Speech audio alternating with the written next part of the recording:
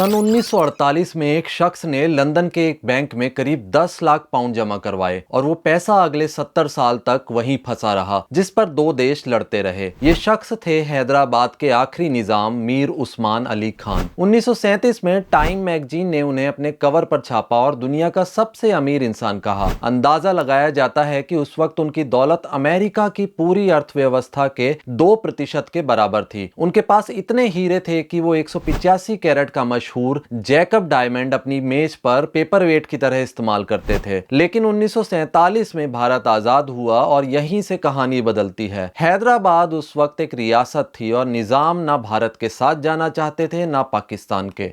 सितंबर 1948 में भारतीय फौज ने हैदराबाद को अपने में मिला लिया। ठीक उन्हीं दिनों निजाम की तरफ से 10 लाख पाउंड लंदन के वेस्टमिंस्टर बैंक में जमा किए गए, जो बाद में नेट वेस्ट बना। पाकिस्तान के पहले उच्चायुक्त के खाते में ये पैसे भेज दिए गए। निजाम को भारत पर भरोसा नहीं था, इसलिए यह रकम पाकिस्तान के एक अफसर के नाम जमा की गई। मगर कुछ ही समय बाद निजाम ने खुद कहा कि यह पैसा उनका है और उन्होंने इसे पाने के लिए अदालत का दरवाजा खटखटाया। बस यहीं से एक ऐसी कानूनी जंग शुरू हुई जो पीढ़ियों तक चली। 1957 में पाकिस्तान ने अदालत में यह दलील दी कि एक संप्रभु देश होने के नाते उस पर मुकदमा नहीं चलाया जा सकता और मामला वहीं रुक गया। पैसा बैंक में पड़ा रहा और ब्याज के साथ बढ़ता गया। 10 लाख पाउंड धीरे धीरे बढ़कर करीब 3.5 करोड़ पाउंड हो गए, लेकिन उसे छूने का हक किसी को नहीं था। आखिरकार 2019 में लंदन की हाई कोर्ट ने फैसला सुनाया। अदालत ने पाकिस्तान का दावा खारिज कर दिया और कहा कि यह पैसा निजाम के वारिसों और भारत का है। 70 साल पहले जमा हुई वो रकम आखिर उन्हीं के परिवार तक पहुंची जिनके पूर्वज को कभी दुनिया का सबसे अमीर इंसान कहा गया था। दिलचस्प बात यह है कि जिस शख्स के पास कभी डायमंड के पेपरवेट थे, उनकी दौलत का एक हिस्सा 70 साल तक सिर्फ इसलिए बंद पड़ा रहा क्योंकि कोई तय नहीं कर पा रहा था कि वो असल में किसका है।